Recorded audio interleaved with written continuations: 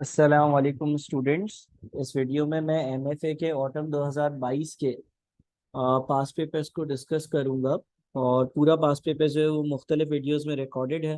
इस specific video में मैं आप लोगों के साथ पहले 5 एमसीक्यूज को डिस्कस करूंगा। तो क्वेश्चन नंबर 1 जो हमारे पेपर का था उसमें लिखा हुआ था, select the most appropriate answer from the options available for each of the following MCQs या मल्टीपल चॉइस क्वेश्चंस। सबसे पहला जो सवाल है वो है, a sales person of a large clothing store is given the task to determine the most frequently sold item last week. Sales person को ये बोला गया है कि जो चीजें सबसे ज्यादा बिकती हैं वो कौन सी है, ये बताओ। In order to complete the task he retrieves the list of all the individual item sold last week. इस टास्क को पूरा करने के लिए इसने पिछले पूरे हफ्ते में जो जो चीजें बिकी थी उसकी लिस्ट ऑब्टेन करी। Which central tendency measure should the sales person use to complete the task. अब ये टास्क कंप्लीट करने के लिए क्या करना पड़ेगा, कौन सा सेंट्रल टेंडेंसी मेजर यूज करना पड़ेगा। तो हमारा जो सही आंसर होगा वो होगा मोड मोस्ट फ्रीक्वेंट। ठीक है, अगर मुझे फ्रीक्वेंसी काउंट करनी होती है तो मैं मोड के लिए जाता हूँ। मोड मुझे मोस्ट फ्रीक्वेंट चीज बताता है, मीन एवरेज होता है, मीडियन मिड वैल्यू होती है, और हार्मोनिक मीन एक ऐसा मीन होता है जो मैं डिस्टेंसेस के लिए स्पीड्स के लिए कैलकुलेट करता हूँ। अगर फॉर एग्जांपल कोई सवाल आए जिसमें आपने एवरेज स्पीड कैलकुलेट करनी है और इसकी लॉजिक अलग से जो सेपरेट लेक्चर्स है उस पर डिस्कस हुई है। बहरहाल ये सवाल तो बड़ा आसान था और मोड हमारा आंसर होगा। क्वेश्चन नंबर 2 में लिखा हुआ है, Irfan downloaded a data file from a website to check the historical trends of Pakistan rupee against US dollar. Irfan ने वेबसाइट से कोई फाइल डाउनलोड करी जिसमें यूएस डॉलर और पाकिस्तानी करेंसी के एक्सचेंज रेट्स हैं। After a short while, he was shocked to find that the downloaded data file is present in all folders of the computer. कुछ time बाद ये पता चला कि वो जो डेटा फाइल इसने डाउनलोड करी थी वो कंप्यूटर में हर जगह हर फोल्डर में आ रही है, हर जगह और हर फोल्डर में मौजूद है। This situation is caused by. अब ये आपका जो आईटी रेलेवेंट चैप्टर था उससे ये सवाल है, और मैंने आपके हेल्प के लिए मेरे अपने हैंडआउट में उसका जो एक्सट्रैक्ट था जहाँ से ये सवाल आया है वो आप लोगों के लिए सामने रखा है। तो इसको हम डिस्कस करते हैं कि मुख्तलिफ जो टाइप्स हो सकती हैं वो क्या होती हैं वायरसेस की। सबसे पहले लिखा हुआ है, Trojan horse type of virus that discusses itself often hidden with in other software और फाइल्स। ये एक ऐसा कह सकते हैं आपके वायरस होता है जो दूसरी फाइल्स में हिडन होता है। Worms, this is corrupt data that replicates itself with in the system. एक ऐसा करप्ट डेटा जो अपने आप को रेप्लिकेट यानी कि डुप्लीकेट करता रहे। यानी कि वो जो यहाँ पे लिखा हुआ है ना कि हर फोल्डर में फाइल प्रेजेंट है, तो वो एक ही फाइल 10 जगह, 100 जगह, 2000 जगह, 3000 जगह बार बार copy paste copy paste copy paste होकर और उसकी मजीद कॉपियां क्रिएट हो रही हैं। तो इस सवाल का आंसर जो होगा वो वॉर्म्स ही होगा। अलबत्ता आप दूसरे जो ट्रैप डोर, लॉजिक बॉम्ब और डिनायल और सर्विस लिखा हुआ है इसको भी आप रीड कर सकते हैं। ट्रैप डोर क्या है? It is an entry point to system that bypasses normal control to prevent unauthorise access. Trap door virus में क्या होता है कि जो आपने प्रोटोकॉल लगाया हुआ है तो उसको बाईपास कर कर जो है वो वायरस पहुंच जाता है। लॉजिक बॉम्ब्स क्या है? Virus design to start working with a certain event occurs. For example आपके अगर कंप्यूटर में वायरस है तो उस वायरस की प्रोग्रामिंग ऐसे हुई है कि भाई ये बंदा जब डी ड्राइव में स्पेसिफिक फोल्डर में जाएगा तो वायरस आ जाए कंप्यूटर में। टाइम हम virus design to start working on a certain date, कोई खास डेट इसमें सेट हुई भी होती है जब ये वर्क करना स्टार्ट करता है। डिनाएबल service, rendering the system unusable by legitimate user, for example by overloading a website with millions of computer generated queries। यानी कि इसमें जो है वो आपका जो सर्वर है, आपका जो सिस्टम है उसको स्लो कर दिया जाता है, और आप जो है वो लेजिटिमेट यूजर हो, यानी कि आपके पास अथॉरिटी है टू एक्सेस, लेकिन आप कर नहीं सकोगे क्योंकि आपका सिस्टम ओवरलोड हो गया होगा बहुत सारे कंप्यूटर जनरेटेड क्वेरीज की वजह से। एनीवेज इसका आंसर वॉर्म है। आपने सीधा सीधा ये याद रखना है कि देखें बहुत सारी जगह पर सेम फाइल रेप्लिकेट हो रही है, डुप्लीकेट हो रही है। अच्छा जी, अगला सवाल है हमारा, विच of the following represents pure risk for a business. अब हमारे पास दो रिस्क थे, प्योर रिस्क और स्पेक्युलेटिव रिस्क, वो भी मैंने अपने हैंडआउट से रेलिवेंट एक्सट्रैक्ट्स कॉपी करे हुए हैं। प्योर रिस्क में क्या था? is a risk where there is a possibility that an adverse event might occur. Events might turn out to be worse than expected, but they cannot be better than expected. It has two outcomes, loss or no loss. There are no opportunities for gain or loss. gain or profit when pure risk is involved. Pure risk events can be covered by an insurance policy. Examples include natural disaster, theft, property damage, or death. These risks might be called internal control risk or operational risk.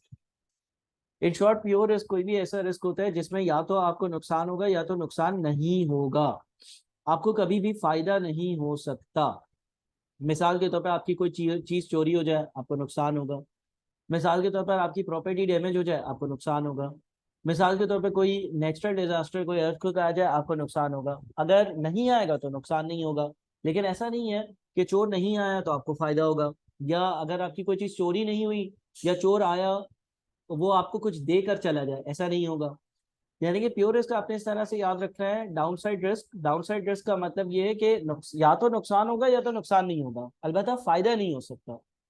इसको आप insurance policies के through cover कर सकते हो। जब आपने किसी चीज की इंश्योरेंस करवाई हुई होती है तो इंश्योरेंस कंपनी जो है वो आपको कंपनसेट करती है, तो आपका जो नुकसान है वो कुछ हद तक कवर हो जाता है। इसके अगेंस्ट एक है स्पेक्युलेटिव या two way risk. is a risk where there is a possibility that actual future event or outcome might be either better or worse than expected. These are made as conscious choices. Example includes investment in shares. An investor in share is exposed to speculative risk because the market price of the shares might go up or down. The investor will gain if prices go up and suffer a loss if prices go down. These risks might be called business risk, strategic risk or enterprise risk. Speculative risk के बारे में लिखता है कि ये two way risk है, यानी कि यहाँ पर फायदा भी हो सकता है, यहाँ पर नुकसान भी हो सकता है। आप बेहतर भी हो सकते हो, आप बुरे भी हो सकते हो, और ये आपकी कॉन्शियस डिसीजंस होती हैं। कॉन्शियस डिसीजंस का मतलब ये है कि मैंने किसी कंपनी के शेयर्स खरीदे तो मैं खुद खरीद रहा हूँ ना, मैं कॉन्शियस हूँ, मैं होश में हूँ, मैं खरीद रहा हूँ जाकर, और मुझे पता है या तो इसकी प्राइस कम भी हो सकती है या बढ़ भी सकती है। प्योर रिस्क मेरा कॉन्शियस डिसीजन नहीं होता।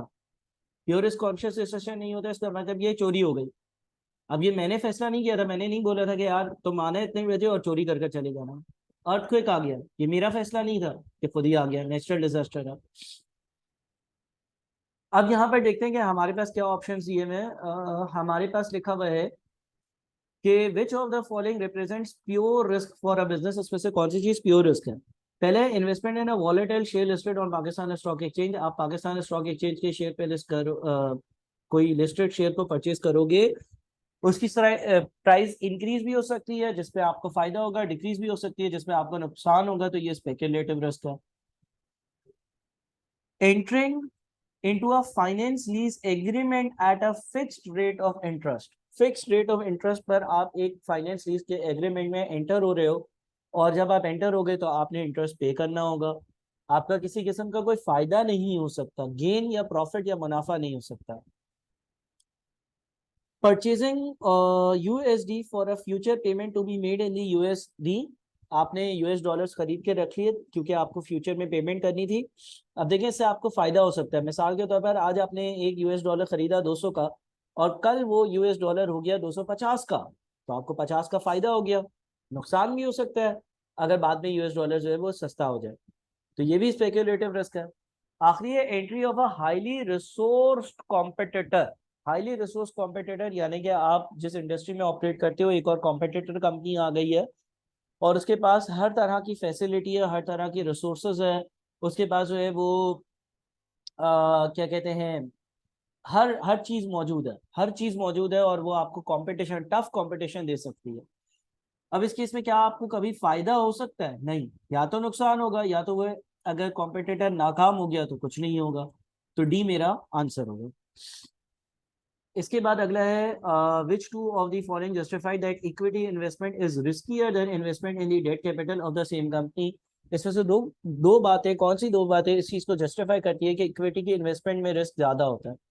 ये याद रहे कि इक्विटी की इन्वेस्टमेंट में रिस्क भी ज्यादा होता है, रिटर्न भी ज्यादा होता है।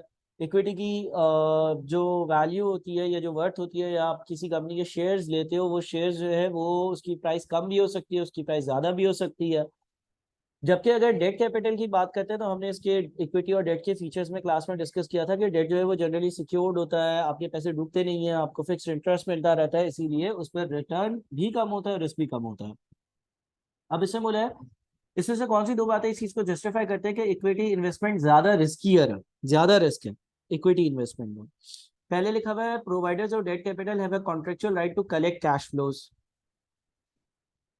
बिल्कुल आप ये कह सकते हो, ए ऑप्शन हो सकता है। देखिए जो डेट कैपिटल होता है ना, उसमें लिखा हुआ होता है कि भाई आपने हर साल इतना इंटरेस्ट देना है। इक्विटी होल्डर या किसी कंपनी के शेयर्स खरीदोगे तो डिविडेंड देना कंपनी के लिए कंपलसरी नहीं है, कंपनी चाहेगी तो देगी, चाहेगी तो नहीं देगी। तो ए आंसर हो गया एक तो। दूसरा, debt capital generally provides much better return than equity investment, नहीं ये गलत है। जनरल प्रिंसिपल है higher the risk higher the return. Equity investment जो होती है उसमें हमारा रिटर्न भी ज्यादा होता है और हमारा जो रिस्क होता है ना वो भी ज्यादा होता है। आपके पैसे डूब भी सकते हैं, आपके पैसे डबल भी हो सकता है, आपको फिक्स रिटर्न नहीं मिलता। तो दूसरी बात तो गलत नजर आ रही है। सी, अर्निंग्स पर शेयर कैन बी वॉलेटाइल।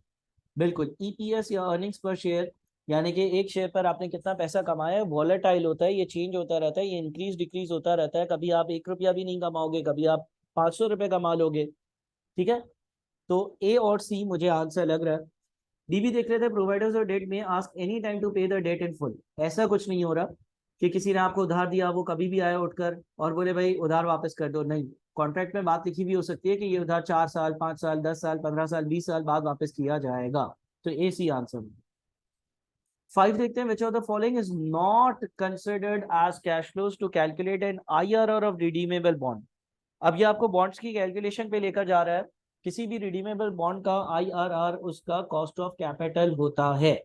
ठीक है, आईआरआर वो परसेंटेज या रिटर्न का रेट होता है जिसपे एनपीवी जीरो हो, यानी कि कैश इनफ्लोज और आउटफ्लोज एक दूसरे के बराबर हो, और market value of a bond is equal to present value of all future cash flows discounted at IRR. ये बातें हमने कॉस्ट ऑफ कैपिटल के चैप्टर में पढ़ी हुई है। ए में बोलते हैं annual interest payment on the bonds. भाई जब हम कैश फ्लोज की वर्किंग बनाते हैं और हम जब आईआरआर कैलकुलेट करते हैं तो जो इंटरेस्ट पे कर रहे हैं वो तो उस वर्किंग में बिल्कुल आता है। B, tax relief on annual interest payments. हाँ, हम जब एनुअली इंटरेस्ट पे कर रहे होते हैं और उसके जो टैक्स रिलीफ की बेनिफिट्स होते हैं वो भी उस वर्किंग में हम इनकॉर्पोरेट करते हैं ताकि हम केडी पोस्ट टैक्स कैलकुलेट कर सकें। C, par value of the bond excluding any interest payable in near future.